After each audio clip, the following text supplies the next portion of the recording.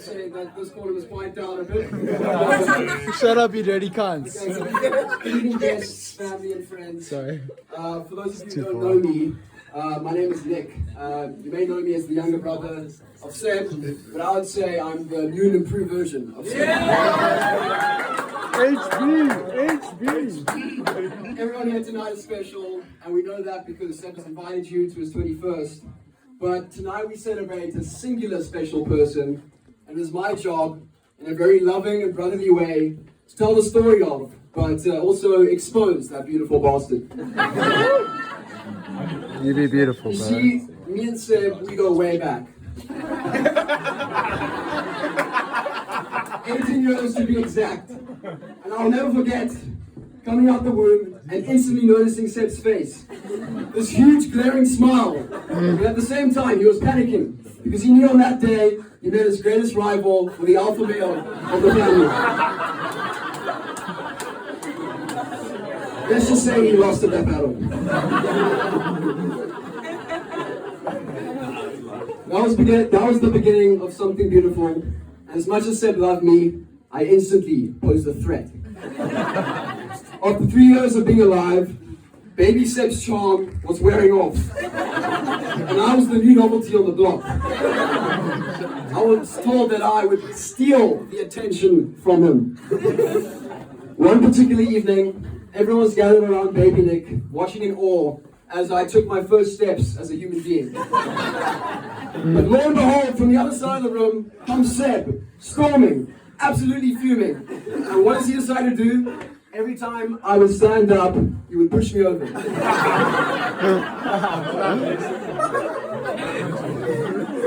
Right on the fittest, baby. Right on the But fittest. you see, baby Nick got clever. Whenever he saw Seb in his periphery, he would sit down, denying him of the opportunity to exert his dominance. Let's just say I took the title of the intellectual of the family that day. But Seb was not always out there to get me. In fact, I became his prized possession, himself being the only one allowed to give me shit. At a particular family gathering, I was fighting with my cousin, Peter David. And I was so pissed off at this owner that I decided to take a chomp out of his arm, like bite him. But then, and you'll never believe this, our Uncle Martin, a fully grown adult, decided to repay the favor by biting me, a little kid. At this point, Seb was raging. He was willing to fight this old man. Take into account this is a six-year-old Seb wanting to fight our Uncle Martin. Samba, I always appreciate those times that you've taken me and looked after me, especially against Uncle Martin. Look, he's not a bad guy, but kids just love to make up stories when they're young. One of Seb's, or Corky's greatest pranks actually involved Uncle Martin, and he decided on this particular day that we would fool him by making him think that we had switched bodies for the day. So this was Seb's plan. I would wear his clothes, he would wear mine. I was allowed to bully Seb for the day, and whenever Uncle Martin was around, Seb would give me a newspaper and he would say, "Nick, act old," in front of Martin. At the end of the day's work, Seb had a smug look in his face, and he said to me, "Nick, mate, I think we got him." As mentioned earlier, Samba and I became the greatest of rivals. Whenever I lost him in FIFA, I would go to my room and cry. But our rivalry found its purest form in sport. And fortunately, we each had our own sport. You know, he became the water polo player, I became the runner. But in our household, it wasn't necessarily about being good at your own craft, but being the best at what we were both the shittest at. Cue the 2020 Cycle August Tour. Oi. Going in, we had mutually decided that we would spend the whole race together. But as it tends to happen, I got a little bit competitive, and at one of the hills, I think it was Smitsvinkel, I decided to drop the hammer. And so at the top of the hill, my legs were done, and I was thinking, you know, Seb's gone. But one glance over my shoulder, and shit. He's right there. That's recorded. Yeah, so after that, I remember I tried to give this little kid on the side of the road a high five, but he ended up knocking the water bottle out of my hand.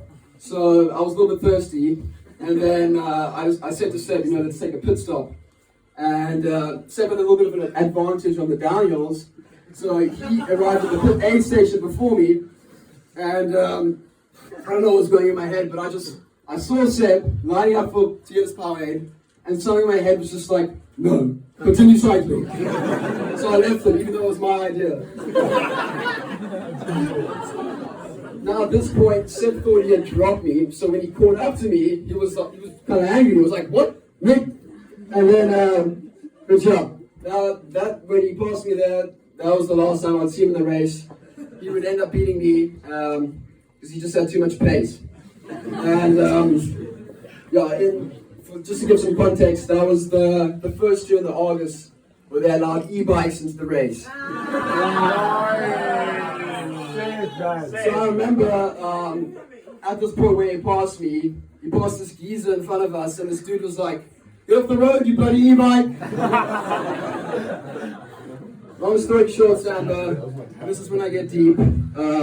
I couldn't imagine a world without you. You're my brother, but more importantly, you're my best friend.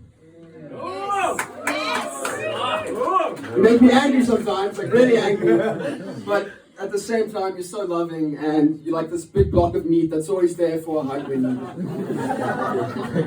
Also, the one thing about you is you have great friends. All of you here, and it's also, you always make a conscious effort to include me. I never feel like I have to step up to your level. I always feel like I'm a part of the tribe. So thank you all.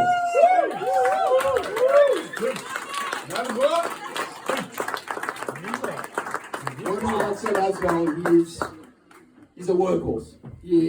One of the most motivated and dedicated people I know. But at the same time, he knows when to just chill out and take a break. One of his famous quotes, and I quote, consistency over intensity, except for drugs.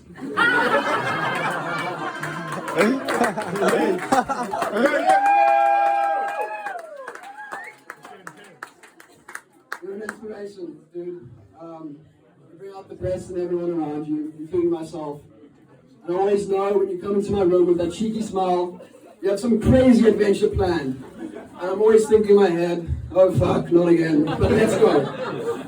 To conclude, I wanted to share a video that I made about you, summarizing your whole life up until this point.